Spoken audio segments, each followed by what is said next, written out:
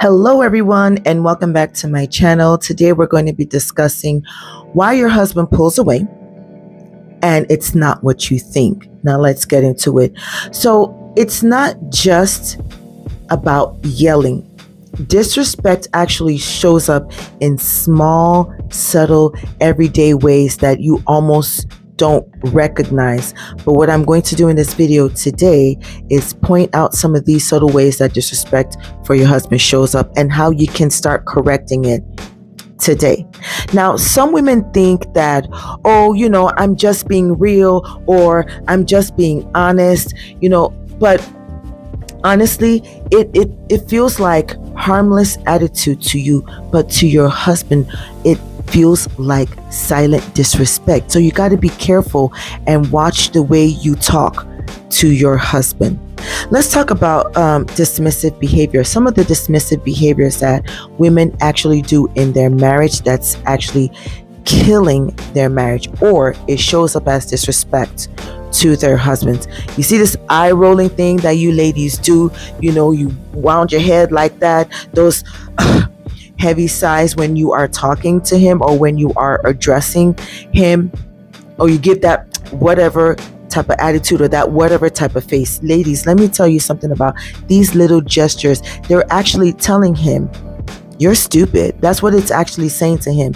Your actions, those type of behaviors or subtle behaviors, they're actually louder than any words you could ever say. So you may say, well, I don't, I use my nice words and everything when I'm talking to my husband. Yeah, you may be using nice words, but guess what? Your body language might be saying the opposite. And yes, body language does communicate or can communicate disrespect. So you need to check yourself and be careful. Watch the way you behave, not just the things that you say. Also, those subtle body language behaviors, you got to watch that too, because sometimes it can come off as disrespectful towards your husband, and then he begins slowly to pull away and to disengage, and then you're going to be sitting there wondering what's wrong with him, not knowing it's coming from you for the most part.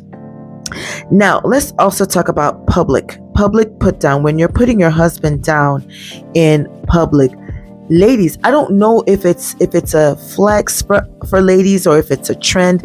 I'm not sure what it is, or if it makes you feel good, but you got to be careful the way you behave, or the way you address your husband, or the way you talk to your husband in public. Okay, you have to understand that there's public behavior and then there's private behavior. Ladies, you have to know the difference between the two. Okay, so here's the thing. When you start correcting him, when you're in public, you start correcting him in front of family and friends, and you're doing it just too frequently, it becomes not just annoying to him, but he's going to start feeling like, this lady really doesn't value me. She really doesn't respect me. You be using sarcasm towards him in public, and then you're like, well, it's just a joke. I'm just joking. Ladies, there's some jokes that are expensive, and there are some jokes that you will display in public towards your husband that you will never be able to recover from that, and neither will he. And that could cost you a lot in your marriage. So yes, ladies, you do you do need to watch that, what you're doing in public.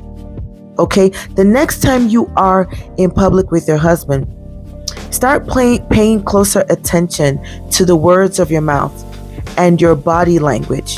Start paying closer attention to that, and also watch him too, the way he's responding to you, because that will give you good feedback, and that will give you an idea of how you are faring with the way you engage with your husband in public. Because honestly, I bet you, ladies, if he does the very same to you in public, you will be like so livid, and you will throw a fit, and you will almost start crashing out in public. So if you don't want that to be done to you, then you got to be careful that you're not doing it to him. He is your husband. He is your covering. Your relationship with him in public should be just as sweet as it is in private. Let him feel wanted and let him feel worthy in public as well as in private. So you got to watch that, and you got to check that, of yourself, and make sure that you are actually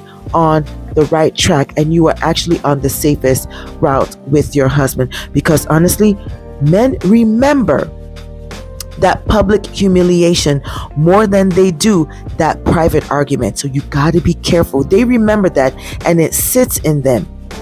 And that's how, God forbid, resentment and animosity starts to form, because eventually he's just going to slowly begin to get quiet on you, and all those things, loving things that he used to do for you, he slowly stops doing them.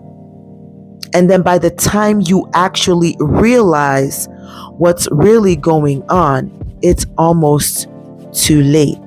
Ladies, there's some things that you cannot recover from. So that's why it's important to check yourself and make sure that you are on the right track. I mean, are we ever going to be 100% in our marriage? No, because that's not the way God created us to be 100%. You see, therefore, if you can even get up to like 80% of doing the right thing, of doing right by him and by yourself, then you are on the right track. Then you will have a nice, easy, sweet, juicy relationship with your husband. And if you're married, why wouldn't you want that?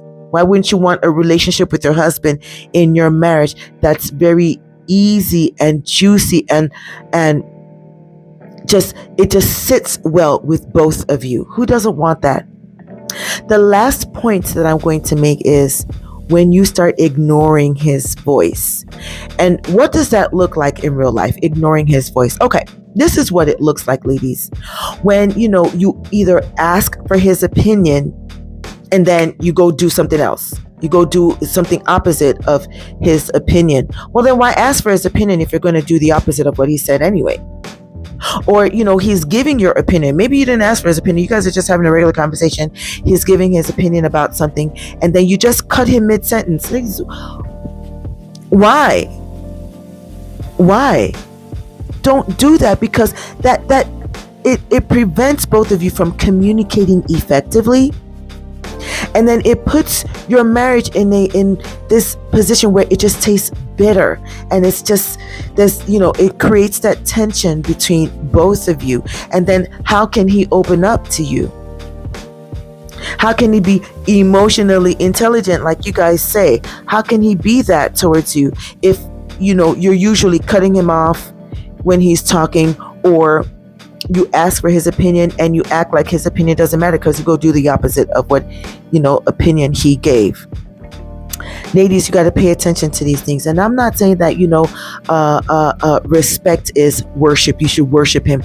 No, respect is not worship. Just don't treat him like a child. Don't talk to him like he is a child, because your husband is not a child to you in your marriage. He is not. Respect him like the way you want him to respect you.